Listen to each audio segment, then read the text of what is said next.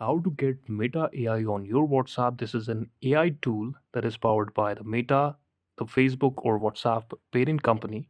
For this, open your WhatsApp on your Android or Apple device. Like this is my Android phone. There is an option available on the WhatsApp homepage just above the chat that is Meta AI.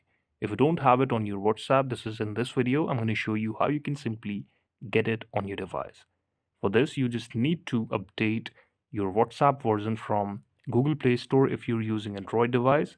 So click on it, click on the search bar and search for the WhatsApp account. Like if you use WhatsApp, as I use WhatsApp Business, I will search that. As you can see that there is no option to update my WhatsApp because I have already did it. I have an option to open it directly. If you don't update it, you just have to click on the update option and then you can see there is an AI option. Click it and now you can ask anything like you do on the chat GPT or any other AI.